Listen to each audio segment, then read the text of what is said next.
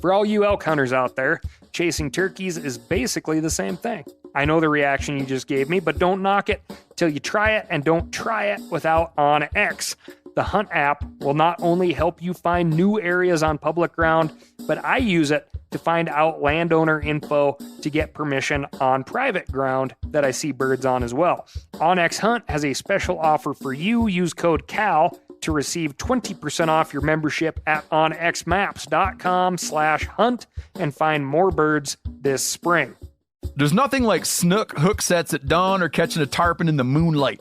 Find your next fishing trip made easy on fishingbooker.com and experience the magic of the Sunshine State or any other destination on your fishing bucket list. Book a blue water adventure in search of sailfish or go snapper fishing with the kids. With over 6,000 captains and trips to choose from, planning your next one just got a whole lot easier.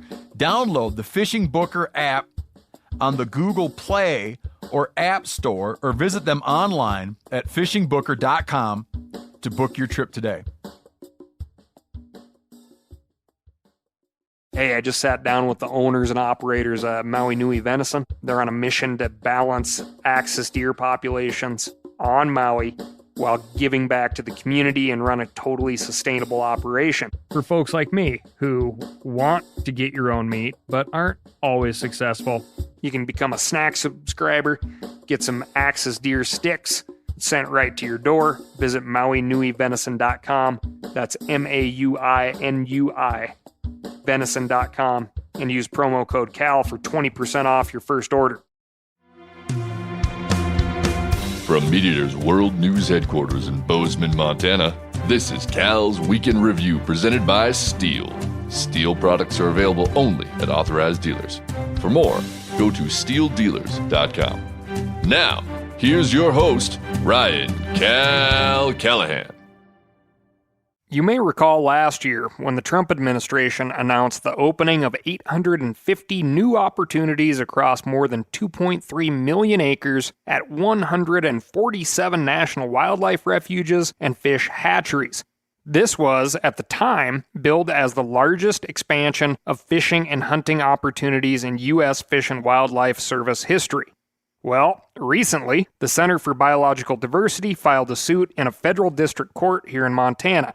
They claim, like many similar suits brought by environmental groups, that the U.S. Fish and Wildlife Service failed to adequately consider the impact of hunting and fishing on endangered species. Specifically, that lead shot could harm whooping cranes at the Kerwin, Patoka, and La Creek National Wildlife Refuges. Lead fragments from bullets could harm jaguars at the Leslie Canyon National Wildlife Refuge, ocelots and jaguarundi at the Laguna Atacasta National Wildlife Refuge, and Audubon's crested caracara at the Everglades Headwaters National Wildlife Refuge.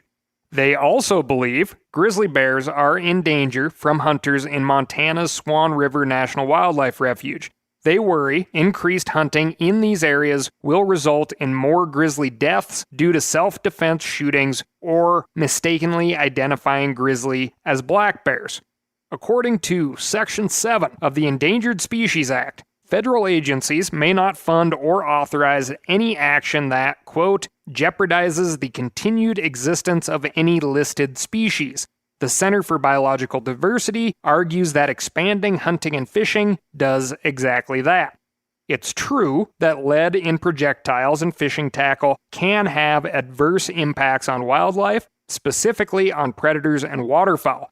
Ducks, geese, and cranes can ingest lead shot and become sick, and predators and scavengers can ingest lead bullet fragments when they're feeding on a carcass. However, this is still a hard argument to make. First, lead shot for waterfowl hunting has been banned on all national wildlife refuges since 1991. Since whooping cranes live and feed in wetlands, it's unlikely they'll be exposed to additional risk of lead poisoning if other hunting opportunities are expanded, which is what the U.S. Fish and Wildlife Service determined in its review. The Center for Biological Diversity claims that allowing hunters to use lead ammunition for big game predators and cottontail rabbits will, quote, expand use of lead shot on the refuge, increasing the risk to whooping cranes. They fail to explain exactly how shooting large predators with lead bullets will lead to the death of cranes. search as we may, we could not locate any data suggesting, much less proving, these birds eat the carcasses of dead mountain lions or bears. The center also worries that even though Kerwin National Wildlife Refuge in Kansas prohibits lead ammunition for all hunting activities, the new rule could still harm whooping cranes. Why? Because, according to the lawsuit, the rule expands sport fishing to new acres, and the reserve allows lead fishing tackle to be used. There's just a problem. Sport fishing was already open at Kerwin before the new rule was put into place. The lawsuit claims that the rule opens new acres to sport fishing, but that's not true. Fishing has always been permitted on all refuge waters. The rule opens about 1,300 additional acres to motorized boats, but those acres had always been open to fishing and fishing with lead tackle. It's also worth noting that Kerwin suspends firearm hunting while whooping cranes are on the landscape, in case anyone was worried about a hunter accidentally killing one. Accidental killing of cranes have happened, but they are rare. It's more of an education issue than a hunter in the field issue. There was just an interesting case in Oklahoma involving some cranes shot. The jury's still out on whether or not those were hunters. In that particular piece of ground that is also closed to hunting while cranes are on the landscape, it's just nobody knew the cranes were there, except for the a-hole who shot them. I'd also like to point out that the people that reported the shootings and the killings were, in fact, hunters. As for the Center of Biological Diversity's investment in grizzly bears, the lawsuit claims that grizzly bears are in danger of dying from mistaken identity and self-defense shootings. You know, you put more hunters in the grizzly bear woods and there will be conflicts, but you put a hell of a lot more grizzly bears in the woods that everybody uses, there's going to be conflicts anyway. The new rule opened a fall archery black bear hunt on the Swan River National Wildlife Refuge here in Montana. Archery hunting, as you know, requires hunters to get close to an animal before taking a shot. This greatly mitigates the possibility that hunters would mistakenly identify a grizzly bear as a black bear, which is exactly what the Fish and Wildlife Service found in its analysis. The overarching claim of the lawsuit is that the Fish and Wildlife Service failed to consider potential impacts to endangered species. But, as the lawsuit admits, the agency did consider the possibility of mistaken identity grizzly bear deaths. They found that only 3% of all grizzly bear mortalities are due to hunter misidentification among all types of hunting, not just archery. They concluded that such a risk would have only a minor negative effect, if any at all. The Center for Biological Diversity's lawsuit acknowledges these facts, but nonetheless maintains that the Fish and Wildlife Service didn't do its job. If you're questioning the self-defense shooting, the lawsuit accuses the Fish and Wildlife Service of, quote, completely ignoring the effects of self-defense killings on the grizzly bear population in the Swan River. Do self-defense killings occur? Yes, they do. In the greater Yellowstone ecosystem, for example, of the 284 grizzly deaths recorded over the last 5 years, self-defense killings accounted for 38 of those 284 deaths. Now, I'll give you my opinion here. I can't imagine this lawsuit to be successful, and I truly only mention it here on the Week in Review as an opportunity to show that there is thinking done on behalf of non-huntable wildlife while thinking about huntable wildlife, i.e., having an archery black bear hunt in grizzly bear territory. Although the Center for Biological Diversity claims to only oppose harmful hunting, I've never heard them name any kind of hunting they would just roundly support. This newest lawsuit uses a well-worn strategy to attack hunters and anglers. The Endangered Species Act rightly requires federal agencies to consider the environmental impact of any given action. But groups like the Center for Biological Diversity use this requirement to fearmonger. If you were to follow their broad logic, you would eventually get to a point of staying the hell out of the woods in general. Yes, every time you go in the woods, potentially something could happen that will impact potentially threatened or endangered wildlife. For instance, and this is just a for instance, a skier on Bald Mountain, which is part of the Sun Valley Ski Resort, just killed a mule deer fawn in a collision. The skier was in the act of lift service downhill skiing.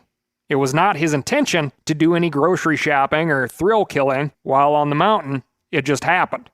Mule deer are not threatened or endangered, but it's a good example of the unexpected happening while being outside. It's a huge part of why many of us choose to head into the out of doors, the unexpected. Hunting is an outdoor pursuit that shoulders immense responsibility. Every other thing you do outside, hiking, skiing, mountain biking, you name it, has consequences to the landscape and wildlife. But when it comes to hunting and being a hunter, we are choosing to put ourselves in close proximity to game, and game is what gets et by predators, such as grizzly bears. The Swan is ripe with grizzlies. It is one of those parts of Montana that has always been full of grizzlies.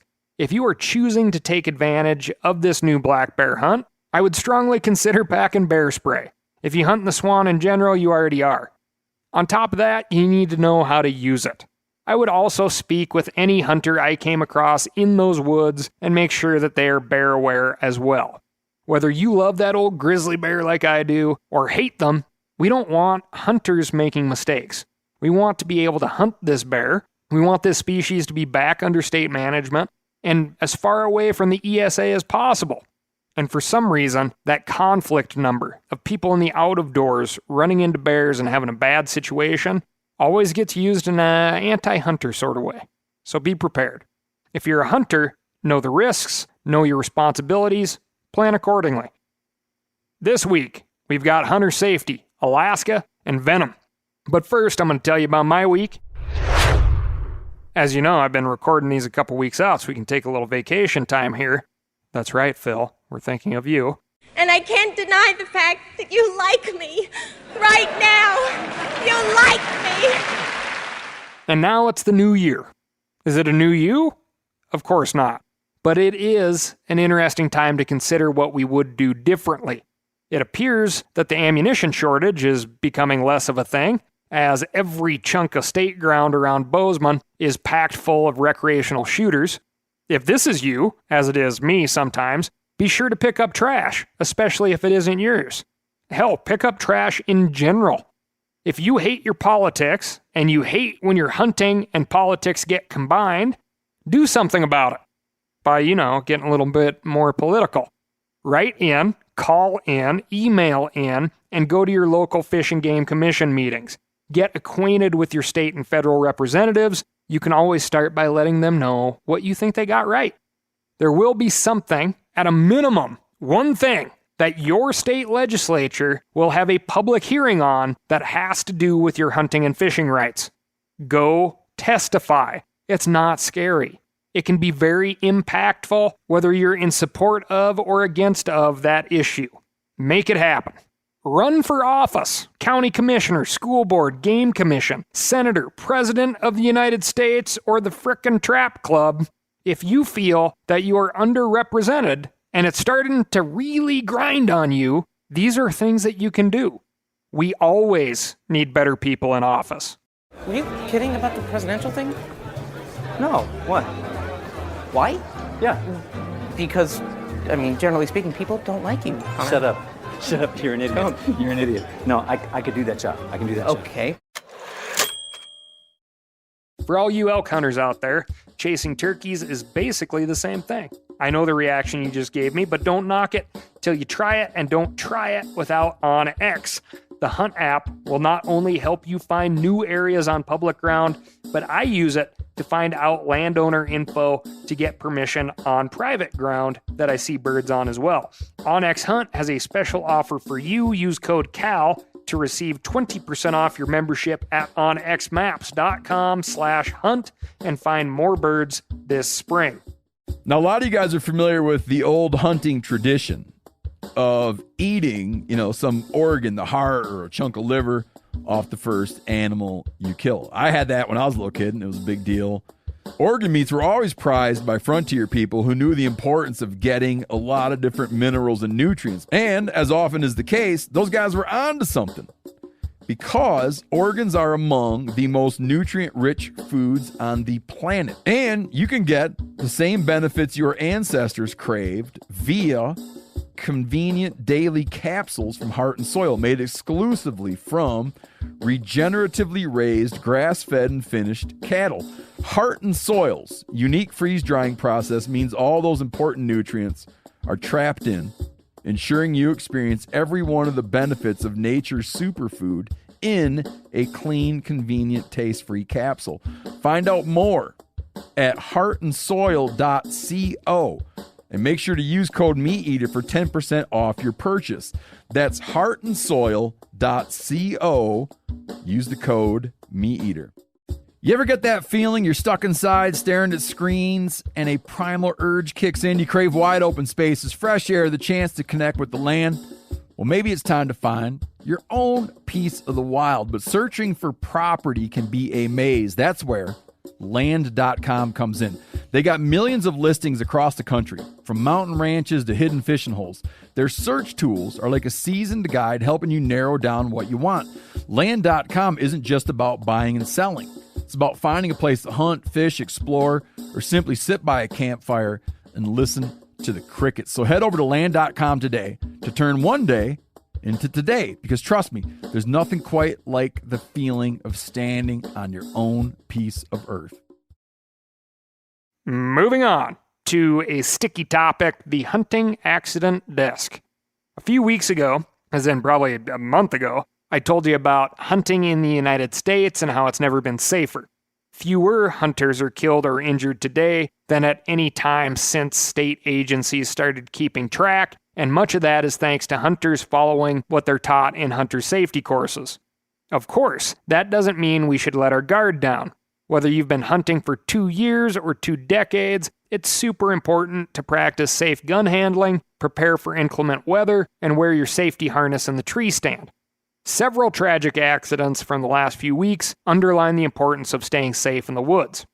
In Iowa, the Department of Natural Resources is asking hunters to review safety procedures after 3 hunters were shot and 1 killed during the first weekend in December. 1 hunter was shot in the stomach, and another had his right hand grazed with a slug during a deer drive. Another pheasant hunter was hit with 4 pellets in the face and neck. Most tragically, a 37-year-old Iowa whitetail hunter was shot in the chest and died while participating in a deer drive with a 20-person hunting group. Iowa DNR is still investigating the incident, but a spokesperson reiterated that hunters should know the layout of the property and the location of the hunters before setting out into the woods. In another tragic incident, a 14-year-old whitetail hunter in Missouri named Jordan Griffey died from massive blood loss after he tripped and shot himself in the shoulder. Investigators have not provided any additional details, but his family described Jordan as a kind and loving person who enjoyed hunting, fishing, four-wheeling, and searching for arrowheads. In western Pennsylvania, 3 hunters have been shot in the past 2 weeks, 2 of whom have died. One was shot in the chest with a .30-06 by a fellow hunter during a deer drive. The Pennsylvania Game Commission told the Erie Times that 5 hunters were participating in the deer drive. One of the drivers took a shot at a deer and struck his fellow hunter in the chest. Thankfully, the man has undergone surgery and is expected to live. Elsewhere in western PA, a hunter died after being shot in the head with a .243 rifle. A juvenile fired the shot at a deer, but it traveled beyond the animal about 300 yards and struck the man in the head. He was pronounced dead at the scene. In the final Pennsylvania incident, a retired police officer died after being accidentally shot and killed by his nephew. The pair were hunting black bears, and as they crossed a creek, the nephew slipped and the firearm discharged behind him, striking his uncle. Investigators have released no further details at this time. I don't cover these stories to cast blame on the folks involved. I don't like them. I guarantee the responsible parties are feeling guilty enough already, but these incidents should remind us to never let our guard down in the woods. They're important to talk about for that reason. It only takes a moment of forgetfulness to get to a place of serious injury or death. The most common mistake I have seen in the field is forgetting if there is a live round in the chamber. I myself, after shooting, have reloaded and left the gun in place after finding that my first round was effective, only to come back minutes or sometimes hours later to pick up the rifle and find that there is a live round in the chamber with the safety off. That little incident, with no loud surprising bang, no injuries, is a sobering moment. My preference while walking in the woods is to have a loaded magazine with no rounds in the chamber, but I will admit there are a few very specific circumstances where that preference will cost you an animal. If you choose to carry a live round in the chamber of your weapon, as we always do with shotguns for upland bird or waterfowl, constantly check that the gun is on safe and that the barrel is pointed in a safe direction. keep your finger off the trigger until you're ready to fire, and always know your target and what's beyond it. If we recommit to these responsible hunting practices daily, we can continue to making hunting safer than it's ever been in the United States. Moving on. A federal judge recently denied an injunction sought by the state of Alaska against the Federal Subsistence Board, which has been making some very controversial decisions lately. You will no doubt remember Wildlife Special Action Request 21-01, which is still seeking to close public land units 23 and 26A to non-subsistence moose and caribou hunters. Combined, this area is a little bigger than the state of Oregon. This particular case had to do in part with a more local issue. In 2020, an emergency hunt was declared near the southeast Alaska village of Cake in response to COVID-related food shortages. The Federal Subsistence Board delegated its authority to Cake's local native tribe, letting them decide who specifically would be able to participate in the hunt and who would get the resulting food. The state of Alaska argued that this violated so-called federal sunshine laws, which require decisions to be made through public processes, not, as in this case, in private by the tribe. The judge declared this objection moot or meaningless, as the federal delegation of decision-making in the case of the emergency hunt has expired and is not likely to be renewed. The second part of the state of Alaska's beef is more relevant to you and me. They sought to overturn the Subsistence Board's special action closing moose and caribou hunting on federal public lands in Game Management Units 13A and 13B to non-federally qualified users. Alaska argued that the closure decision was arbitrary and capricious because outside hunters had not been shown to threaten population numbers, which is supposed to be the standard. The federal judge disagreed. When we've talked about the importance of taking action on Units 23 and 26A, that much bigger stretch of land, we have referenced these smaller units, 13A and 13B, because they were closed while no one was looking, examples of the kind of thing we can't let slip by us. Well, now we have another reason to keep the pending decision about 23 and 26A on our radar. If those areas are closed, the precedent is now established that overturning that closure will be difficult, if not impossible. We'll obviously stay on top of this Alaska situation. There will be another call to action. Now, moving on to the Venom Desk. Scientists at the University of Queensland in Australia have demonstrated the evolutionary downsides to developing venom resistance. You would think the more impervious animal is to venom, the better, but the story is more complicated. In our episode after Snort's rattlesnake run-in, we talked about how snake venom consists of the same proteins as the ones already in our bodies, just in all the wrong combinations and amounts. For example, your body uses specific protein keys to set off nerve impulses. But when you get bitten by a cobra, the cobra's venom uses copies of those same keys to turn off the nerves that move your diaphragm, causing you to suffocate. One strategy for surviving a snake bite is antivenom, either produced by the body or injected as medicine. Antivenom binds to venom proteins before they can bind to receptors in the body. The antivenom molecules are like fake locks for venom keys to fit into, and the venom molecules then get flushed out of the system. Those with natural venom resistance could be described as having body locks that are more complex and specific, so that fewer and fewer venom keys can work to unlock them. You could probably pry open your little sister's diary lock with a hairpin, but that hairpin won't work on the bank vault. So unless we intend to do this job in Reno, we're in Barney. Barney Rubble. Trouble! To see how this kind of resistance functioned, the Australian scientists zeroed in on one particular neural site called the acetylcholine receptor, one of the targets of the neurotoxic venom. Using the published genetic code of a range of different primate species, the scientists created each primate's different acetylcholine receptor structure in the lab. And sure enough, the scientists found that the more closely the primate species evolved with poisonous snakes, the less well neurotoxins bound to that specific kind of acetylcholine receptor, the more difficult it was for the venom key to fit into the lock. Primates that evolved primarily in Africa and Asia with more snakes in their habitat, like humans, bonobos, and chimps, had better resistance to neurotoxin binding. while those who evolved in the Americas with far less exposure to venomous snakes, like the white-faced capuchin or the Peruvian spider monkey, were very susceptible to venom binding. And we know, in practice, that New World monkeys are much more likely to die after being bitten by a snake than, for example, chimps native to Tanzania, or you and me, for that matter. However, even those animals in closest contact with snakes only ever develop around 80% resistance. That's because acetylcholine receptors can't completely shut out every key. They have to bind readily to safe proteins in the body, or else they won't work. Acetylcholine reactions let your heart beat and your eyes blink. They are very important for memory formation and cognitive function. The lead author of the study, Brian Fry, said, quote, "We have shown that resistance to snake venoms comes with a fitness disadvantage whereby the receptors don't do their normal function as efficiently. So there is a fine balance to be struck where the gain has to outweigh the loss. In the case of humans, the partial resistance we have is enough to survive the defensive snake bites we most often get hit with, without losing too much neurological function as a result.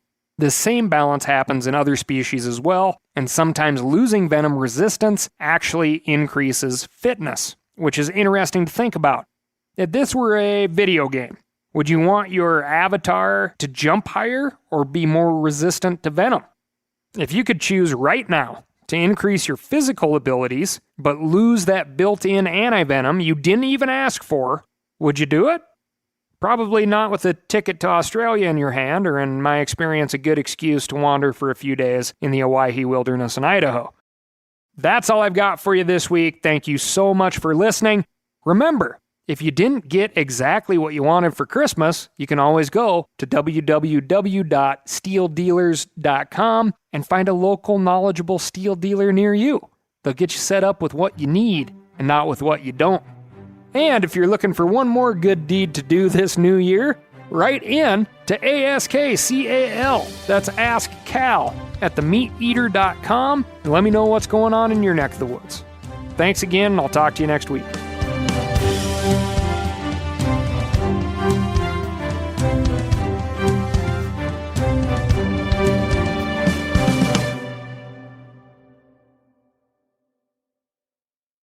I'm sure a lot of you guys remember the old ceremonial hunting tradition of eating the heart out of the first animal you kill.